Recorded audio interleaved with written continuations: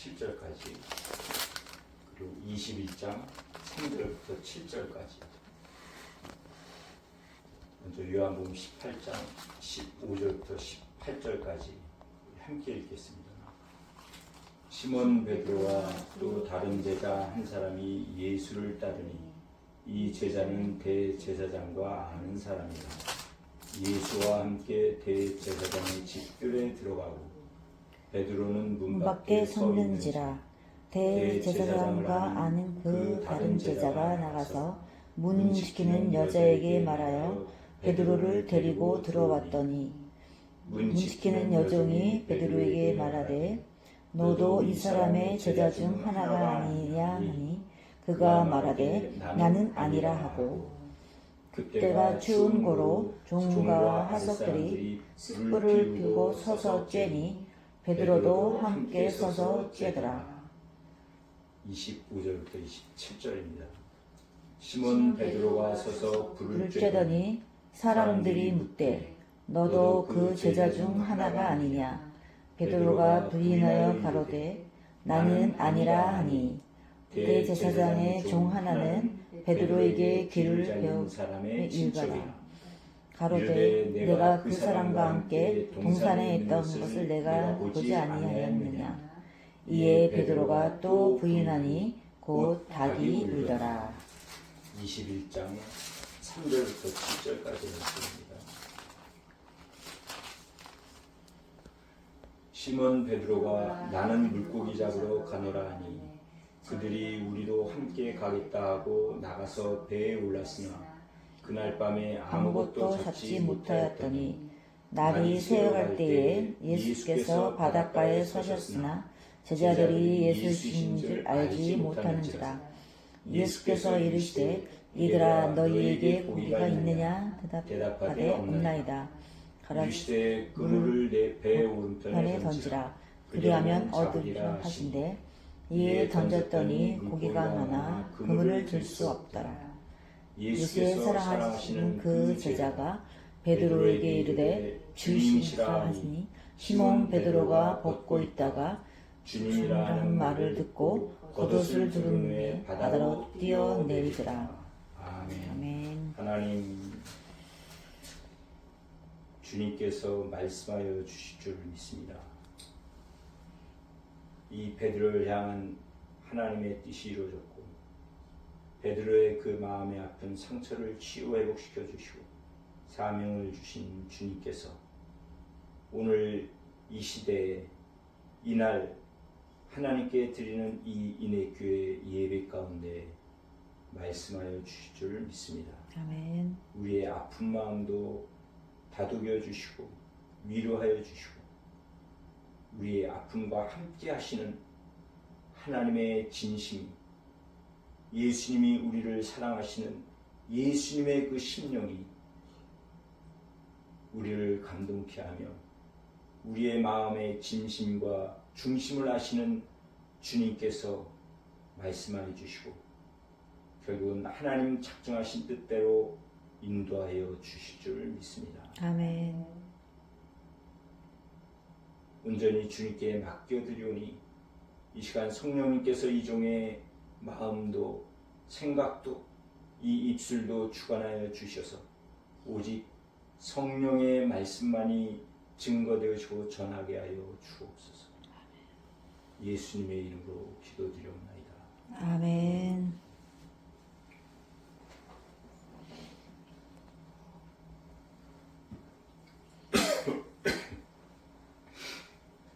지금 이 시대는 마지막 때예요.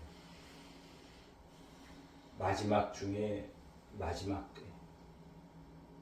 예수님의 재림 심판이 바로 눈앞에 있는 때.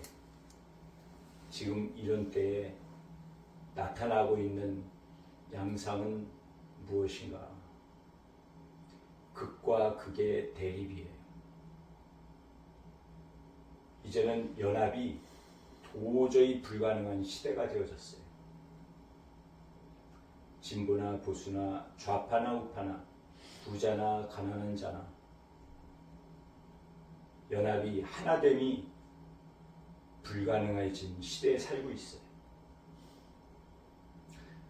성경의 말씀 그대로 되는 거예요. 성경의 마지막 요한계시록. 지금 이 시대는 요한계시록의 시대인데 말씀대로 되어지고 있어요. 외적인 상태로 본다면 천재지변, 이상기후, 전쟁, 기근 이전과 다르게 나타나고 있어요. 그런데 이것보다 더 심각한 더 큰 문제는 인간 문제, 사람 문제. 구약의 전도서의 말씀이 맞아요. 맞는 말씀이에요. 해 아래에는 새 것이 없다 했어요. 이전에 있던 일이 지금도 일어난다라는 거예요. 그래서 이 해 아래에는 새 것이 없다. 다툼과 전쟁 이전에 있었어요. 하나님이 아담과 하와를 창조하시고 한 가정을 이루셨는데 아담과 하와의 범죄로 인해 두 아들 가인과 아벨, 형이 되는 가인이 동생 아벨을 쳐 죽인 거예요. 인간 최초의 범죄였어요. 아브라함 때도 전쟁은 있었어요. 다윗도 아들 압살롬의 반역으로 인해 쫓김을 당하기까지 했어요. 이전에도 있었던 일이에요. 그런데 지금은 하나됨이 불가능한 시대예요. 이런 시대인데 유일하게 한 가지는 지금 하나가 되고 있어요. 연합이 이루어지고 있어요. 지금 이 마지막 때 하나됨이 불가능한 시대인데도 불구하고 한 가지는 하나가 되고 있어요. 그것이 인간의 성 정체성이에요. 한 사람인데 남자인데 여자가 되고 여자인데 남자가 돼요. 하나님의 창조의 뜻, 창조 질서는 아담을 창조하시고 아담이 혼자 있는 것이 불쌍하니까 아담의 갈비뼈를 취해서 하와를 만들어서 돕는 아내가 되게 하셨어요. 그게 하나님의 뜻이에요. 하나님의 마음이었어요. 그래서 이 아담과 하와를 축복하시기를 하나님이 창조한 이 피조물 온 세상을 다스리고 지배하고 정복하라라는 축복을 해주셨어요. 그런데 이 하나님의 축복을 인간이 지금 대적을 하고 있는 거예요. 이것이 인간의 악함, 사람의 문제예요. 세상의 법도 이제는 다 인정하는 법을 만들어놔요. 심지어 교회 안에, 교단에서도 동성애를 인정하는 시대가 되었었어요. 이것이 마지막의 징조예요. 전쟁보다 더 심각한 인간 문제예요. 하나님을 대적하는 이 일이 마지막 중에 마지막 때의 징조로서 우리가 보고 있는 사실이에요. 불가능해요. 돌이킬 수가 없어요. 이 인간의 악함을 깨트릴 방법은 없어요. 오직 유일하신 하나님만이 하실 일이에요. 아멘. 그래서 지금 우리가 눈에 보고 있는 전쟁, 이 전쟁은 이루어져야 돼요. 그것은 어떤 의미냐면 인간 파괴, 사람의 죽음을 원하는 전쟁이 아닌 하나님의 말씀이 지금 이루어지고 있다면 결국은 하나님의 말씀대로 되어져야만 돼요. 그것이 요한계시록 끝부분에 나와 있는 마지막 때의 전쟁이에요. 곡과 마곡의 전쟁. 예수님이 재림하시고 성도들과 함께 이 온 세상을 1000년 동안 다스려요. 그 1000년 왕국 이후에 믿지 않고 죽은 자들의 영의 부활이 이루어져요. 그리고 사단과 함께하는 군대가 되어져요. 그리고 예수님과 함께한 성도들은 전쟁을 하게 돼요. 그게 마지막 전쟁. 그 이후에는 어떻게 되는가? 사단과 불신자는 영원한 지옥이에요. 예수님을 믿는 자들은 영원한 천국이에요. 아멘. 천국에서야 하나가 돼요. 하나님과 예수님과 성도가 하나가 되어져요. 연합이 이루어지는 곳은 천국밖에 없어요. 그 유일한 천국에서의 하나됨을 얻기 위해서 지금 내가 무엇을 해야 할 것인가? 이게 중요한 거예요. 아멘. 지금 눈에 나타나고 있는 이 미국뿐만 아니라 한국 온 세상에 나타나고 있는 극단의 대립의 상태, 뉴스로 보고 있지만 그것 보고 관심 가지고 귀 기울여 보고 저게 옳다 이게 옳다 그럴 문제가 아닌 거예요. 나는 무엇을 해야 하는가? 유일한 한 가지. 그 길은 예수님이세요. 아멘. 내 죄를 회개하고 예수 그리스도를 믿음으로 내가 예수님과 하나됨으로 인해 저 천국에서의 영생을 누리는 거예요. 아멘. 이거를 놓치면 끝이에요. 아무리 이 세상에 수많은 정보를 얻고 지식을 얻고 안다 할지라도 무익한 거예요. 오늘 우리가 보고 있는 요한복음 18장 15절의 말씀을 보면 이렇게 시작하고 있어요.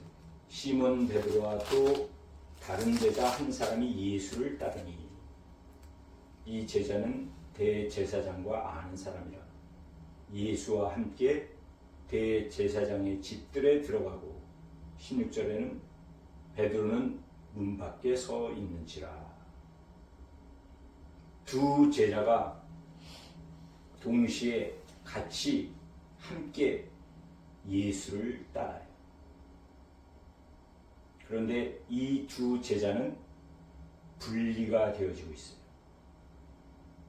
다른 제자라는 이 제자는 예수와 함께 대제사장 집들에 들어가고 다른 한 제자 베드로는 문 밖에 서 있는지라. 함께이며 동시에 분리가 이루어지고 있어요.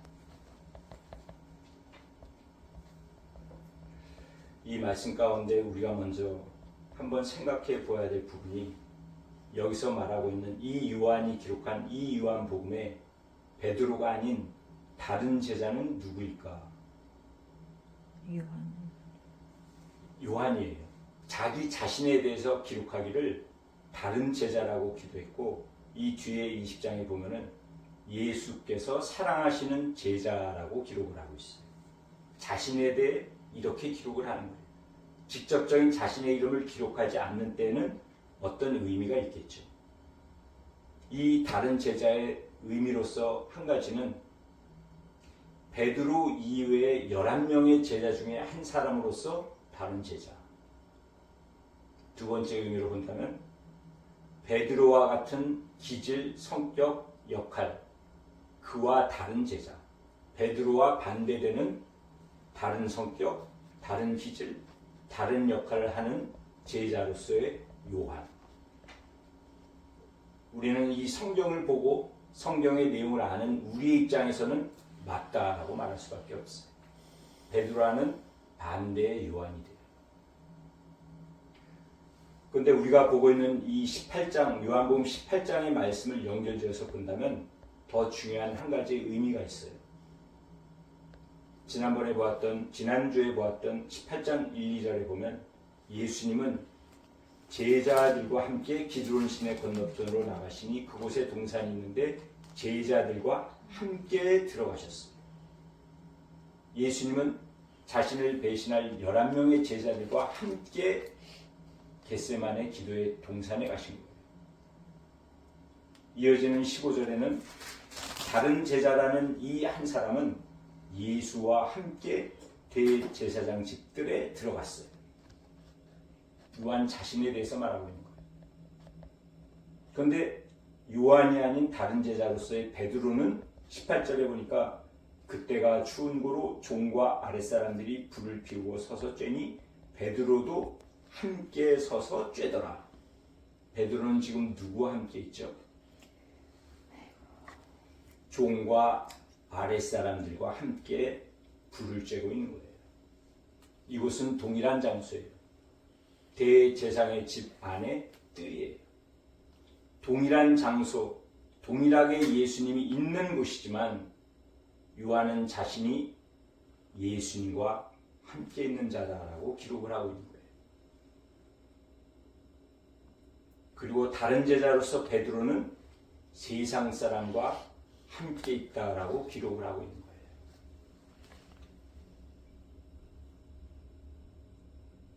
이 함께함과 동시에 분리라는 이 가운데 요한의 마음이, 요한의 의도가 오늘 우리에게 하시는 말씀이 무엇인지 깊이 알아야 돼요. 여러 가지 의미가 있겠지만 이것은 오늘 우리에게 주시는 동일한 말씀이고 동일한 상황입니다. 지금 이 세상에 우리는 같이 살아가고 있어요. 그런데 누구는 예수님과 함께 살아가요. 누구는 세상 사람과 세상과 함께 살아가고 있어요. 결과는 한 사람은 천국이요, 한 사람은 지옥이에요. 함께이며 분리해요. 가정 안에도 마찬가지. 심지어 교회에도 마찬가지. 교회 안에 같이 예배를 드리고 있어요. 그런데 한 사람은 예수님과 함께 살아가고 있어요. 한 사람은 세상 사람과 함께 살아가고 있어요. 결과는 동일해요. 누구는 천국이요, 누구는 지옥이에요. 함께이며 동시에 분리해요. 교회를 간다고, 몸이 교회에 앉아있다고, 예배 드린다고 구원받아 천국 가는 거 아니에요.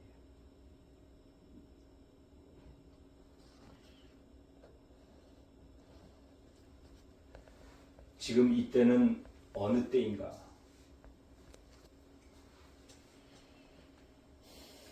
18절에 보니까 그때가 추운 고로, 이른 아침 시간에 추운 고로 불을 쬐고 있는 거예요. 종과 아랫 사람들, 예수님을 믿지 않는 세상 사람들과 이때와 연결되어지는 때가 우리가 봤던 21장의 4절의 때예요. 날이 새어갈 때, 그때 베드로는 요한의 주님이시다라는 말을 듣고 갈릴리 호수에 뛰어들어가요. 인생에 혹한의 때가 있어요. 경제적이든 육신의 질병이든 마음의 상처로 괴로워하든 영적 고통을 겪든 인생의 혹한의 때에 빛 대신 예수님만을 바라보는 때가 있어요. 그때가 어느 때와 연관이 되어지는가? 날이 새어갈 때예요. 광명의 빛이 떠오르는 주님을 보게 되고 주님인 줄 알게 되는 그때 내가 바닷속에 들어가는 그 시간이, 그때가 추운 고로와 날이 새어갈 때가 연합되어지는 때가 하나님의 뜻이 이루어지는 때예요. 아멘.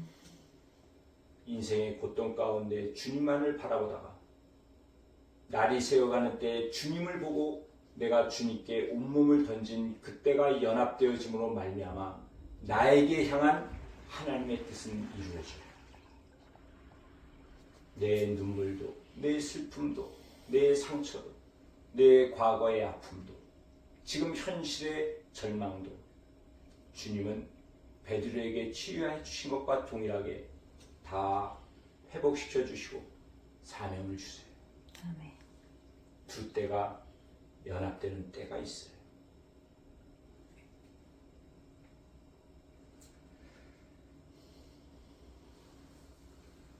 베드로와 다른 제자로서 요한인데, 요한은 어떤 역할을 하고 있는가?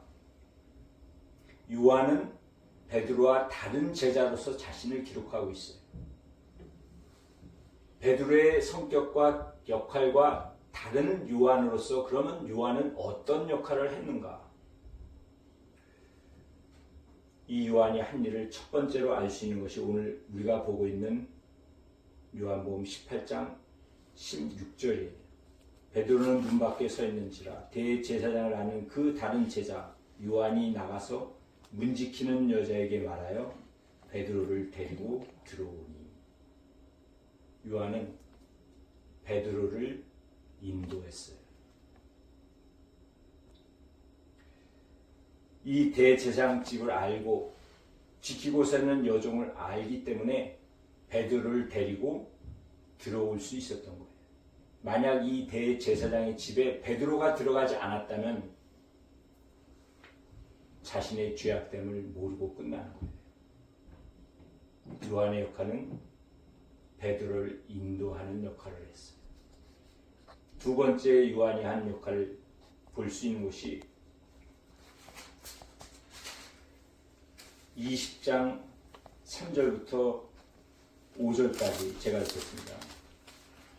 20장 3절 베드로와 그 다른 제자가 나가서 무덤으로 갈새 둘이 같이 다름질하더니 그 다른 제자가 베드로보다 더 빨리 달려가서 먼저 무덤에 이르러 구부려 세마포 놓인 것을 보았으나 들어가지는 아니하였더니. 지금 예수님의 부활 때 막달라 마리아가 예수님의 무덤에 가 보았더니 예수님의 시체가 없는 거예요. 그래서 베드로와 요한에게 가서 알려주었어요. 예수님의 시체가 없다고. 그러니까 그 말을 들은 베드로와 요한 두 제자가 확인하기 위해 예수님의 무덤에 달려간 거예요. 그 무덤에 달려가기를 어린 요한이 먼저 도착했어요. 베드로는 나중에 도착을 했고. 그런데 요한은 무덤에 들어가지는 않았어요. 예수님 부활의 현장을 보기에 두려워서 들어가지는 못했을 수도 있어요. 아니면 요한은 자신의 형벌이 되는, 형님이 되는 예수님의 수제자인 베드로가 예수님 부활의 현장을 처음으로 목격하는 자가 되도록 하기 위해 양보했을 수도 있어요. 요한이 어떤 마음을 했는지는 모르지만 우리가 보고 있는 성경의 기록은 이렇게 나와 있어요. 먼저 도달했지만 들어가지는 않고 이후에 베드로가 그 부활의 현장을 목격한 이후에 20장 8절을 보니까 베드로 다음에 그때야 무덤에 갔던 그 다른 제자도 들어가 보고 믿더라 라고 하고 있어요. 요한의 역할은 인도하고 양보하는 자였어요. 그 세 번째 이 인도의 역할이 나타나는 것이 우리가 보았던 21장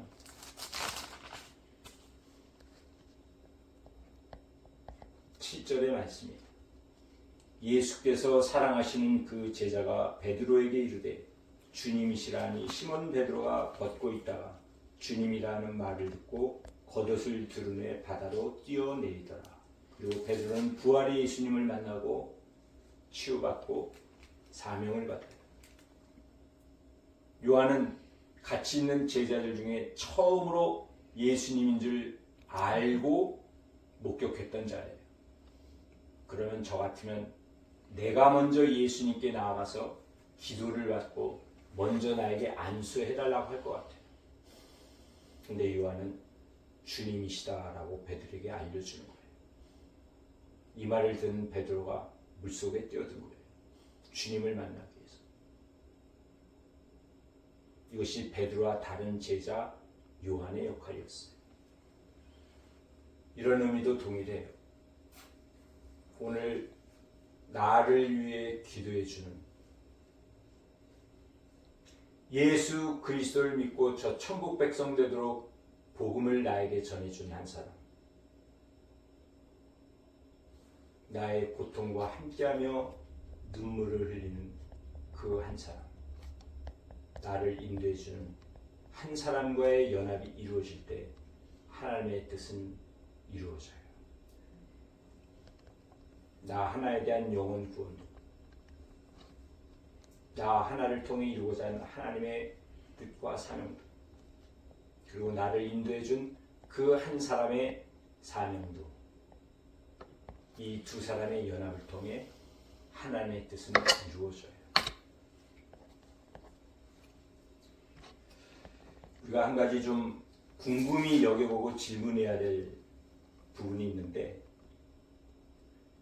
요한복음 28장에 베드로가 예수님을 부인하는 이 현장을 요한은 두 곳으로 분리하고 반복해서 기록을 했어요.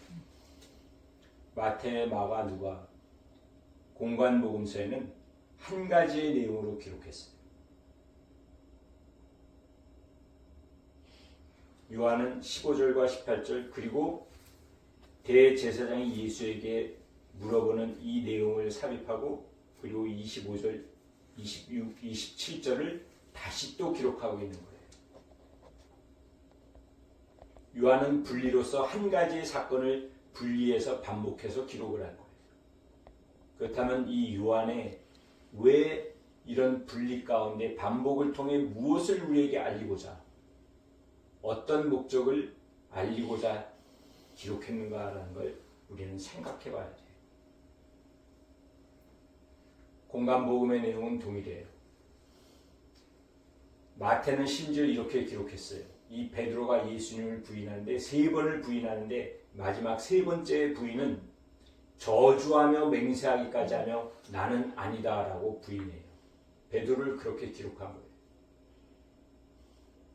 요한은 이 베드로의 부인에 있어서 15절, 18절까지의 내용과 25, 27절의 내용을 두 곳으로 기록하면서 다른 관점이기도 하고 어떤 의도를 가지고 기록했어요. 공관복음과의 차이가 한 가지가 나타나고 있어요. 그것이 18장 26절이에요. 대제사장의 종 하나는 베드로에게 귀를 잘린 사람의 친척이라 이르되 내가 그 사람과 함께 동산에 있는 것을 내가 보지 아니하였느냐. 그러니까 베드로가 또 부인하는 거예요. 그때 닭이 울었어요.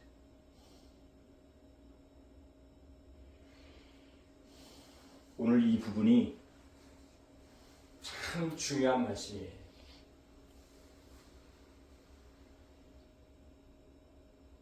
요한의 이 마음이 기록한 이 내용이 저에게도 여러분에게도 참 중요한 의미예요. 우리의 구원에 정말 없어서는 안 될 부분이에요. 이 말씀은 저는 어떻게 받아들이고 이해를 했는가? 이 대제사장의 집, 그 뜰은 대제사장인 안나스의 집인데 집인 동시에 산헤드린 공회의 집회 장소예요. 유대인들의 모든 죄를 엄히 재판하는 장소예요. 법정이에요. 곧 법정 안에서의 사건인 거예요. 마치 판사 앞에서의, 법정한 판사 앞에서의 증언이기도 한 거예요. 한번 생각해 보세요. 내가 죄를 지었고 안 지었고 간에 내가 하는 말이 나는 절대 죄를 짓지 않았다. 나는 범죄자가 아니다. 나는 이걸 맹세한다. 내 생명을 두고 나는 범죄하지 않았다라고 증거하는 것과 내가 범죄한 현장의 목격자, 증인 앞에서 내가 아무리 내 생명을 걸고 나는 범죄하지 않았다 할지라도 어느 것이 더 큰 범죄가 될 거예요. 지금 그것을 다루고 있는 것 같아요. 공관복음의 저자들은 베드로가 저주하며 맹세하기에 나는 예수의 제자가 아니다. 나는 아니다라고 증거 부인을 하고 있지만 그거는 아무도 알 수가 없어요. 우리는 성경을 보고 있고 성경을 알고 있는 우리는 베드로가 거짓말하고 있다는 걸 알고 있지만 이 현장에 있는 법정에 있는 이 사람들은 베드로가 죄인인지 아닌지 증거할 방법이 없어요. 모르는 거예요. 단지 베드로의 입장만을 증거하고 있어요. 저주하며 맹세하며 나는 아니다 라고 하는 사실. 그러나 요한은 그렇지 않았어요. 예수님이 겟세마네 기도의 동산에서 로마 군병들에게 잡혀갈 때 그들과 함께 있었던 대제사장의 종 말고가 있었어요. 그 말고의 오른쪽 귀를 칼로 자른 사람이 베드로였고 그것을 목격한 사람이 친척 중에 한 사람인 지금 그 사람이 바로 이 자리에서 베드로에게 물어보는 거예요. 말하는 거예요. 네가 그 자리에 있었도다. 이것은 증인 앞에서의 거짓말이에요. 어찌 보면 지은 죄보다 더 큰 위증죄를 범하고 있는 거예요. 이 일에 대해서 요한은 그럼 무엇을 알리고자 하는가? 베드로의 실상이에요.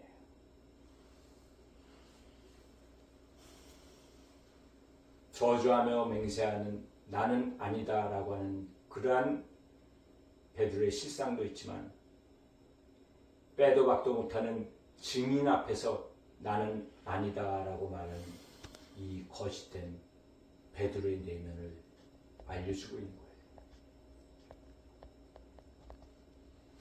이때의 사실을 누가는 이렇게 기록하고 있어요. 누가복음 22장.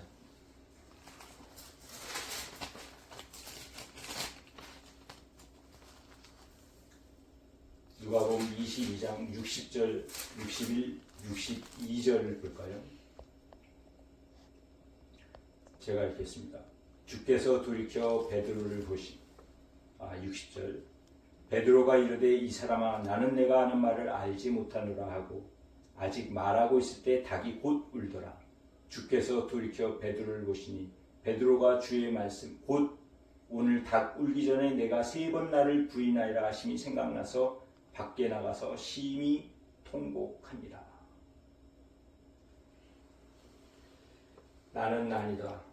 저주하며 맹세하며 예수님을 모른다. 나는 아니다. 라고 부인했던 베드로가 그때 누가가 기록하기를 주께서 돌이켜 베드로를 보시니 예수님의 눈과 베드로의 눈이 마주친 순간에 베드로는 알았어요.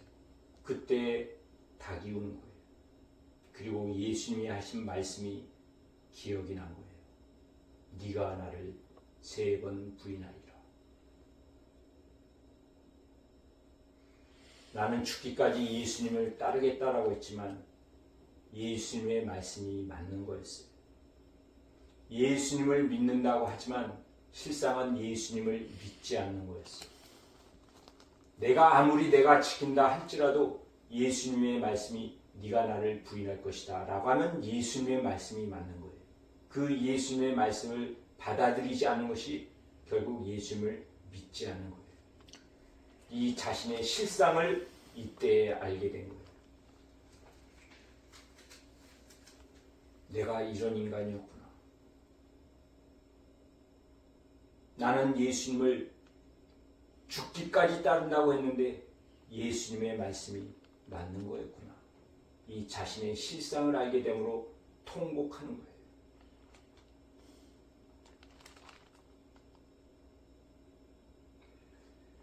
이 내용이 저와 여러분에게 주신 하나님의 말씀이에요. 내 고집, 내 열심, 내 주장, 끝까지 포기하지 않는 이 완악한 나의 자아. 주님은 아니다라고 하는데 나는 여전히 맞다라고 하는 거예요. 주께서 아니다라고 하면 아닌 거예요. 맞다 하면 맞는 거예요. 그런데 주님을 항변하며 그 뜻은 예수님을 가르치면서 꾸짖는 태도로 예수님께 아니다, 맞다라고 하는 거예요. 이 모습이, 이 사실이 예수님을 믿는다고 하는 저와 여러분의 실상이에요.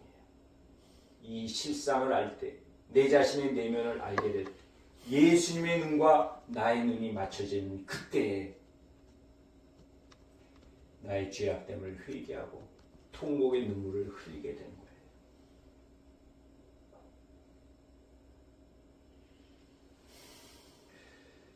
이 대제사장의 집에 예수님은 베드로가 3번 부인한 걸 들으셨어요. 보고 계셨어요. 이때 예수님이 한 가지를 하셨어요.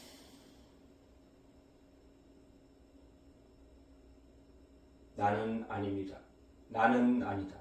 나는 저 예수의 제자가 아니다. 이런 베드로를 보고 계시고 듣고 계신 예수님이 하신 것이 있어요. 그것이 보았던 누가복음 22장에 누가는 이렇게 기록하고 있는 누가복음 22장 31절부터 34절의 말씀을 볼까요?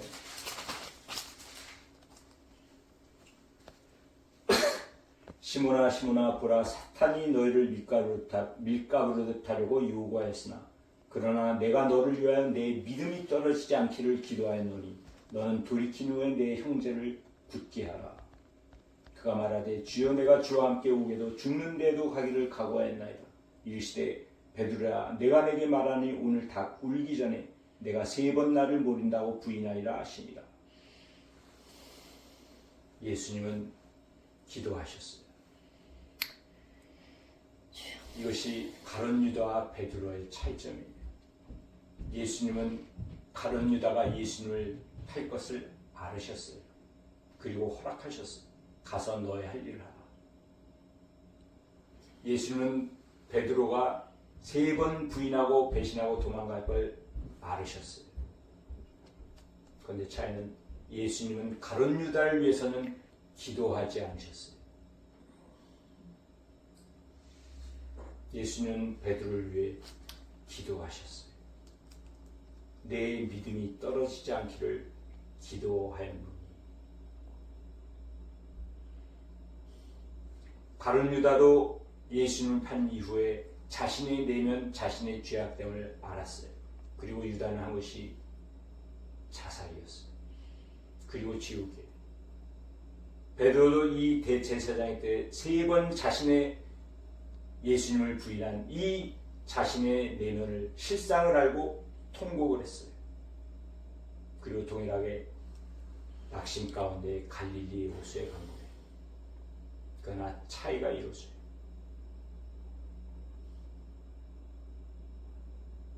베드로는 부활의 예수님을 만나고 치유받고 사명을 받아요.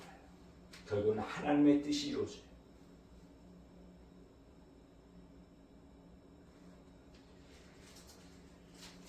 예수님은 이 대제사장 집들에서 베드로를 보시고 기도하신 거예요.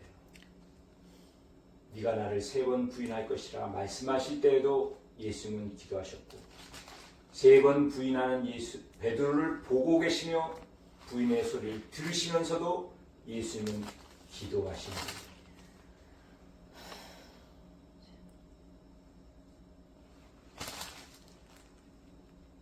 예수님은 다 아세요. 세상의 모든 일도 사람 마음의 중심도. 예수님은 베드로를 다 아셨어요. 3번 부인할 것도 배신하고 도망갈 것도. 그리고 예수님이 하신 것은 베드로의 중심을 아셨어요. 베드로의 진심을 아셨어요. 3번 부인하기도 하고 도망갈 것도 아셨지만 그 베드로의 진심이 무엇인지는 알으셨어요.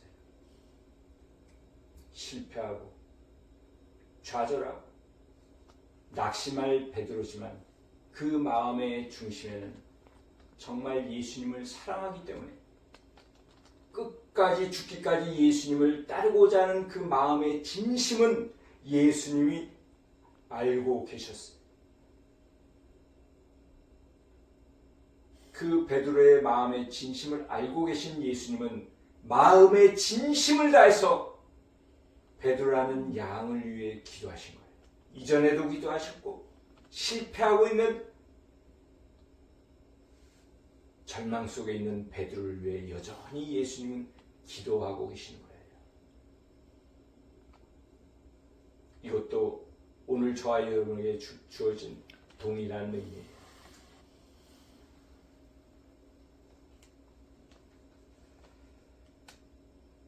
마음만큼은 절박해요. 진심이에요. 정말 예수님을 위해 죽고 싶어요.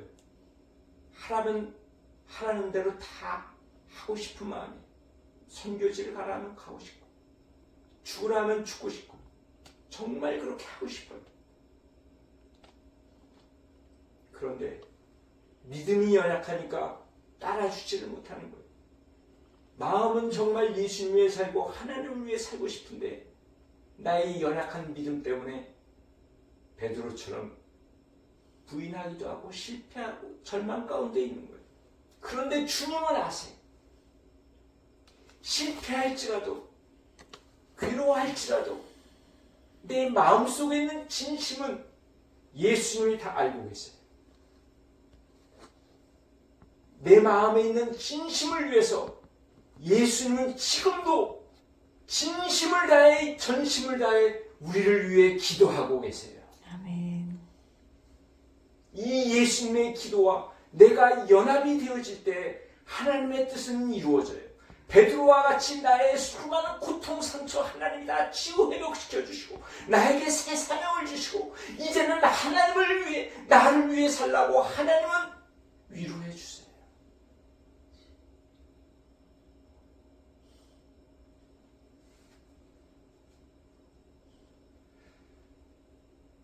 목사들이 구원의 신장, 구원의 교리로서 영혼 구원하기를 했어요. 그것이 목사의 할 일이에요.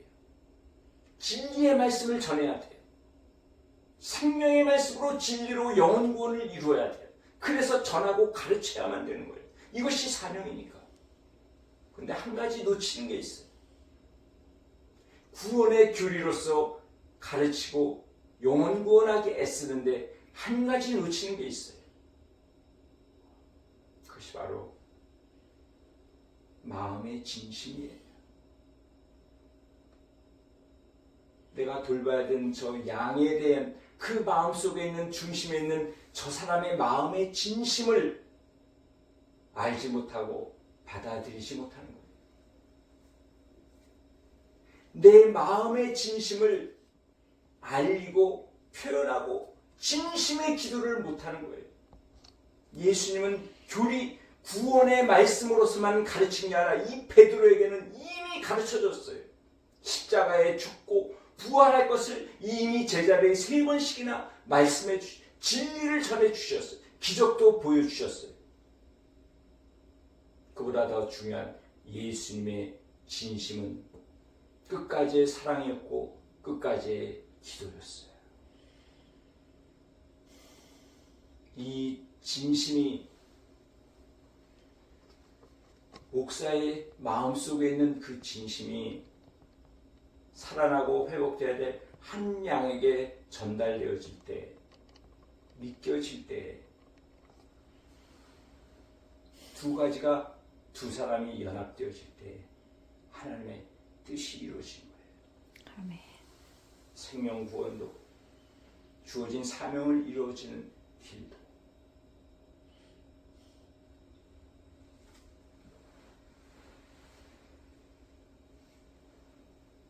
예수님의 기도와 내가 연합이 되어지고 내가 예수님과 연합이 되어짐으로 인해 결국 하나님의 뜻인 거듭남이 이루어져요.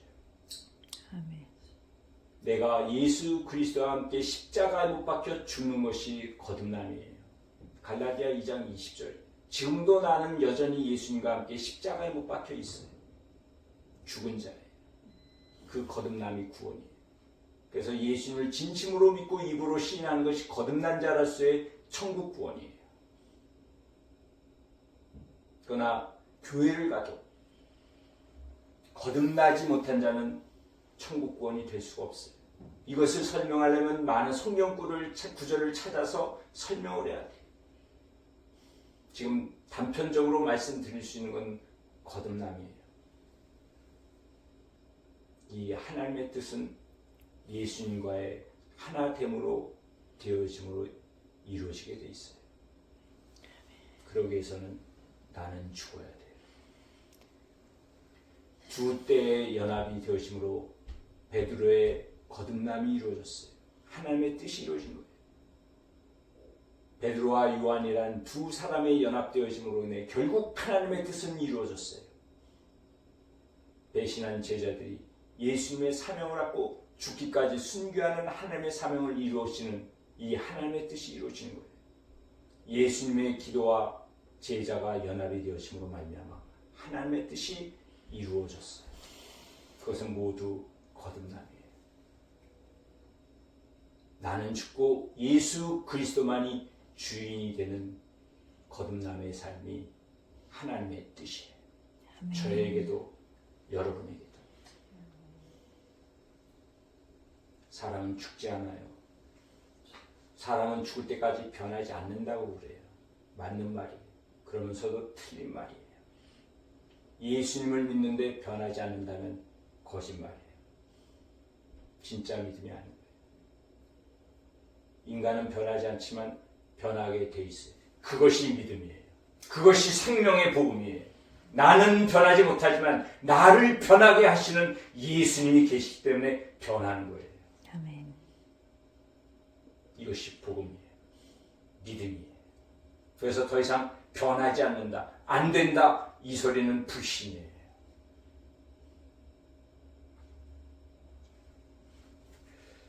참 저에게 하나님이 은혜를 베풀어 주셔서 너무 감사하고 날마다 하나님의 은혜 가운데 살아가요. 인해교회 시작하기 전부터 끊임없이 하나님의 말씀이 주어지고 있어요. 전에도 그랬지만 지금은 더 하나님의 은혜 가운데 살아가고 날마다 매일같이. 지난주 화요일 새벽 기도에는 하나님이 저에게 말씀을 또 주셨어요. 이른 새벽에 일어나 성경을 보면서 주시는 말씀도 날마다 새로운데 새벽 기도에 가는 교회에서 하나님이 직접적인 말씀을 저에게 주셨어요. 지금은 이틀 이 인해교회 이 자리에서 아내와 함께 둘이 새벽 예배를 드리지만 4일은 참석하던 교회에 가서 새벽 예배를 드리고 부르짖어 기도를 해요. 제가 그 교회를 간 거는 1년이 조금 지났어요. 제가 간 1년이 넘는 동안 그 교회에 제일 어려운 때였어요. 그래서 저는 새벽 기도 때도 다툼을 보았고 주일 예배 끝나고 성도총회 때도 다툼을 보았어요. 연합되지 못하고 하나 되지 못하는 교회의 제일 어려운 때 그 현장을 저는 눈으로 목격을 했어요.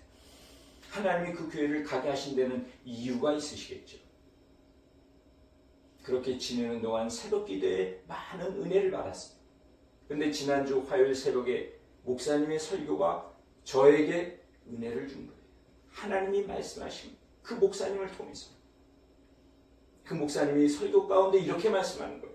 어제 제가 샤워를 하다가 30년 만에 내게 주어진 사명을 깨달아 알게 됐다고. 목사 되기 전에 한 예언하는 여종이 집회 가운데 자신을 지목해서 주의 종이 될 것이다 예언한 그 이후로 그 사명을 받은 이후로 모르고 살았는데 어제서야 비로소 알게 됐다. 너무 감사하다고. 자신을 괴롭게 하고 있는 어려운 성도 양이 있는 가운데 이 어려운 가운데 하나님이 깨닫게 해주신 거예요. 제가 그 말씀을 듣는 순간부터 손을 올리고 설교 끝날 때까지 손을 내리지 않았어요. 그 목사님의 말씀은 이거예요. 평소에 하나님을 변호한다, 하나님을 증거하고 도와준다 이런 말이 이해가 되질 않았대요. 근데 하나님을 변호한다는 그 의미가 뭔지를 알았대요. 그리고 30년 만에 사명을 알게 된 거예요. 그리고 하면서 하는 말이 너무 기쁜데 한편으로는 서운했습니다 라는 말. 이 말이 저에게 주어진 하나님의 말씀이었어요. 기쁘기도 한데 서운했습니다. 그리고 하는 말이 이제부터는 큰 목회하려는 생각 다 버려야겠습니다. 지금 맡겨진 이 양들을 위해서 내가 살아야 되는 걸 생각하니까 서운하기도 했다라는 거예요. 그 말의 의미는 목사는 알아요. 늘 끊임없이 내 마음에 두 가지의 마음이 충돌하고 연합되고 하나 되지 못하는 이 갈등을 아는 거예요. 말로는 겉으로는 한 영혼, 그 교회의 표, 그 교회의 사명은 주보에도 있어. 교회 간판에도 있어. 한 영혼의 목숨 거는 교회. 저는 그 구절이 그 교회를 인도할 하나님이 저 구절을 보게 되므로 인도해 주셨음을 믿어요. 한 영혼의 목숨 건 교회. 근데 그 목사님의 마음속에도 주어진 사명이 분명히 있으니까 그렇게 교회 주보에도 간판에도 써놨는데 마음속에는 끊임없이 솟아나는 거예요. 큰 목회에 대한 마음의 욕심. 그 부분을 깨달아 아는 것 같아요. 그러니까 소원하기도 한 거였죠. 그 설교를 듣는 내내 손을 들리고 그리고 말씀이 끝난 후 내리고 기도를 할 때 제가 이런 생각을 했어요. 이 다툼의 현장에 이 교회 안에 1년이 넘게 있는 내가 오늘 저 목사님의 저 깨달은 한마디의 말씀이 나에게 하나님이 주시는 말씀인데 그렇다면 나는 무엇을 해야 될 것인가? 제 안에도 동일해요. 늘 끊임없이 부딪히고 있어요. 말로는 한 영혼, 상처 입은 영혼, 가난한 영혼 이 말을 하고 있지만 내 안에는 큰 목회, 설교자에서 어떻게 유명해질 수 있어요? 샘물 올라오듯이 끊임없이 올라오고 있어요. 이것이 늘 부딪히고 있어요. 목회에 내려놓는 마지막 순간까지도 부딪히는 이 두 마음은 제가 어떻게 해결할 수가 없을 것 같아요. 그리고 기도 가운데 이런 생각을 한 거예요. 저 목사님이 이 뉴욕에서 20년 목회를 하고 30년 만에 사명을 깨달은 이때가 어렵게 하고 괴롭게 하는 그 양들로 인해 이 어려운 때에 깨달아 알게 되고 감사함을 가졌다면 저라는 이 목사도 인해교회를 시작한 이때에 그리고 이후로 어느 시점에 교회가 안정이 되어지고 내 마음의 만족함을 느끼고 있는 그때에 나를 괴롭게 하는 양으로 인해 고통 가운데 깨닫게 되느니 지금 이때에 현명한 결정을 하는 게 낫겠구나 이 생각이 든 거예요. 고통을 겪고 깨닫느니 고통을 겪지 않고 깨닫는 게 현명한 거지. 그러려면 시작부터 내 마음의 결정이 중요하겠구나. 하나님의 은혜였어요. 유일한 길은 끊임없는 제 자아의 포기예요. 나는 죽고 또 죽고 날마다 죽고 매 순간마다 나를 부인하고 베드로가 나는 예수의 제자가 아니다 라는 이런 부인이 아닌 나는 끝까지 예수님을 따르겠습니다 라고 하는 자신의 부인, 자아의 부인이 되어지는 베드로가 되어야 되는 거예요. 내가 하겠습니다가 아닌 주님의 말씀이 맞습니다.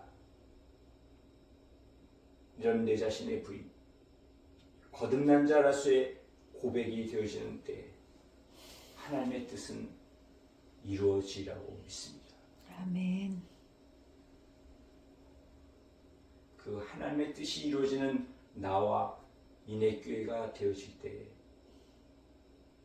결국은 하나님이 지금 이미 계획하고 계신 미래의 하나님의 뜻은 반드시 이루어질 거예요. 아멘. 그때까지 우리는 진심을 다해 비록 베드로처럼 실패하고 포기했을지라도 여전히 주님은 진심을 다해 우리 한 사람 한 사람을 지금도 기도하고 계세요. 이 예수 그리스도 나의 주인 되시고 나의 생명 되시고 나의 하나님 살아계신 하나님을 믿으시고 끝까지 전심 다해 예수님을 따르는 주님의 제자가 되기를 바랍니다. 아멘. 하나님 감사합니다. 생명의 말씀인데 구원의 교리만이 아닌 주님의 마음, 주님의 심령, 아버지 하나님의 진심을 가지고 사는 하나님의 백성 되게 하여 주옵소서. 예수님의 이름으로 기도드리옵나이다. 아멘. 찬송